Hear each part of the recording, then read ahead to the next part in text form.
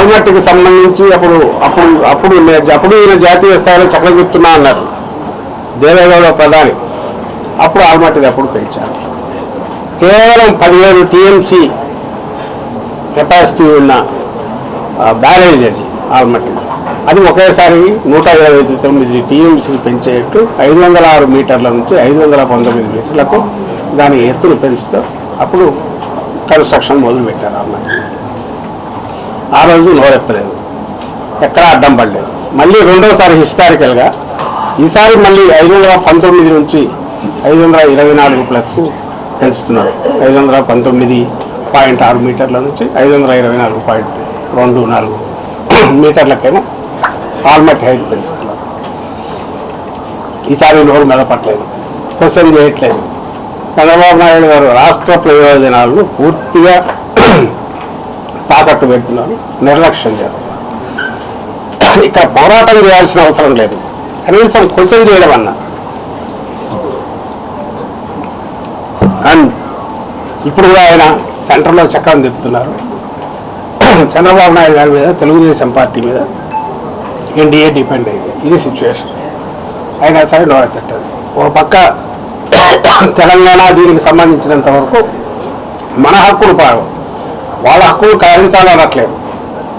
కానీ అటువైపు రోజుకు 8 టీఎంసీ తీసుకుంటుంటే ఇటువైపు రోజుకు 3 టీఎంసీ తీసుకోవడానికి అవసరమైన ఏర్పాటు చేసిన దాన్ని అటువైపు ముఖ్యమంత్రికి ఇచ్చిన లోపాయికారి హామీతో ఆపేసి రాష్ట్రానికి, రాయలసీమకు ముఖ్యంగా ద్రోహం చేస్తున్నారనేది అందరూ గుర్తించాలి.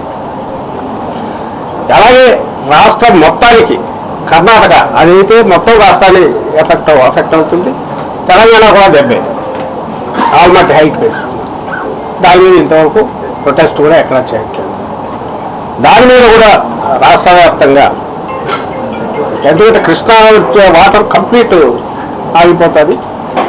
మనకు వచ్చేది శ్రీశైలంకి వచ్చేది, శ్రీశైలం తర్వాత నాగార్జున సాగర్కి వచ్చేది. దానివల్ల అంటే రాష్ట్రం సఫర్ అవుతుంది, కృష్ణా వాటర్ వచ్చే ప్రాంతాలన్నీ సఫర్ అవుతాయి. కాబట్టి దాని మీద కూడా ఒక ఉద్యమం చేపట్టాల్సిన అవసరం ఉందని డిస్కషన్ అవుతుంది. అలాగే పోలవరం 45 మీటర్ల నుంచి 41 మీటర్లకు తగ్గించడం ద్వారా దాని సామర్థ్యాన్ని ఒక్కసారి దించి అది ఒక బ్యారేజీ స్థాయికి దించడం అనే దాన్ని కూడా క్వశ్చన్ చేయాల్సి ఉంది. ఇప్పుడు కాదు, ఎప్పుడు చంద్రబాబు నాయుడు గారు ఉన్నారు ఇరిగేషన్లో పూర్తి నిర్లక్ష్యం చేస్తున్నారు. అలాగని ఆయన వేరే రంగానికో ఇంకోదానికో ఇచ్చేస్తున్నది లేదు. వ్యవసాయమే దండగనేది ఆయన ఫిలాసఫీ. అందులో ఆదాయం వచ్చే వాటి మీద మాత్రమే, ఎక్కడైతే ఎక్కువ తన ఆదాయం వస్తుందో, ఎక్కడైతే దోపిడీకి అవకాశం ఉంటుందో అలాంటివి మాత్రమే టేకప్ చేసి మిగిలిన వాటిని గాలికి వదిలేస్తారనేది ఈ 4వసారి ముఖ్యమంత్రి అయ్యాక కూడా ఆయన చేతల్లో మరింత విజృంభించి గతంతో పోలిస్తే చూపిస్తున్న విషయం అందరూ గమనిస్తున్నారు.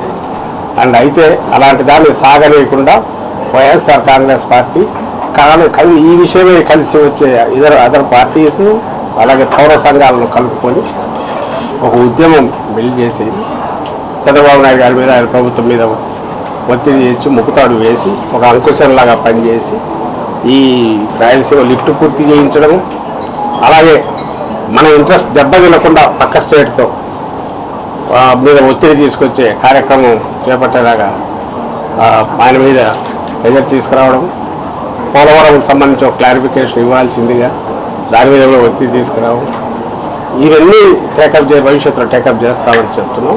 అలాగే ఇవి ఇంతగా నడుస్తుండగా ఇక్కడ దీన్ని వదిలేసి పోలవరం బనకచర్ల అనే ఒక్క కొత్తది తీసుకొచ్చేసి ఉన్నదానికి దిక్కులేదు, పైగా దీనికి సొల్యూషన్ కింద దాన్ని చూపుతున్నాడు.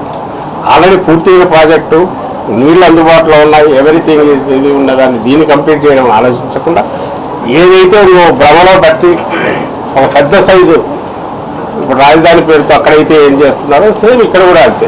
ఇది ఒక 80,000 కోట్లు. ఇది ఇంతకుముందు నేను అంటున్నాడు రాయలసీమ హార్టికల్చర్ హబ్ 40,000 కోట్లతో అది చేస్తారు. 1,00,000 కోట్లకు ఏది తక్కువ ఉండదు. ఇక్కడ 1000 కోట్లు కూడా దాని మీద పెట్టేది ఉండదు.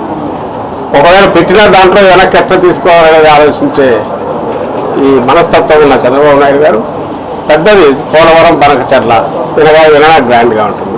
అక్కడ పోలవరం దాన్నే హైట్ తగ్గించి పోలవరం నుంచి బనకచర్లకు నేను నీళ్లు తీసుకొస్తాను కాబట్టి వీటిని పట్టించుకోనక్కర్లేదనేది అనే ఒక అసాధ్యమైన ఒక భ్రమ క్రియేట్ చేసేలాంటి హామీలు మాటలు మాట్లాడుతూ మోసం చేస్తున్న విషయం కూడా ప్రజలు గుర్తించాలని దీన్ని మా క్యాంపెయిన్లో భాగంగా ఈ వాస్తవాలను ఎవరో తీసుకెళ్లే ప్రయత్నం చేస్తామని చెప్తూ దీని విషయంలో ముఖ్యంగా ఇప్పుడు రాయలసీమ లిఫ్ట్ ఏదైతే మెయిన్ గేమ్ చేంజరే కాదు, అది లేకపోతే ఇతర జలాలు కూడా వాడుకోలేని పరిస్థితిలో రాయలసీమ నెల్లూరు జిల్లా ఉన్న నేపథ్యంలో ఈ విషయాన్ని అందరూ గుర్తించి కలిసి రావాల్సిందిగా ఈ పోరాటంలో రాజకీయ పార్టీలకు అలాగే పౌర సంఘాలకు మేధావులకు ఆలోచించగలిగిన వాళ్ళందరికీ ఆలోచించే వాళ్ళకు రైతుల పట్ల వ్యవసాయం పట్ల మక్కువ ఉన్న శక్తులకు వ్యక్తులకు అందరికీ కూడా విజ్ఞప్తి చేస్తాం. Thank you.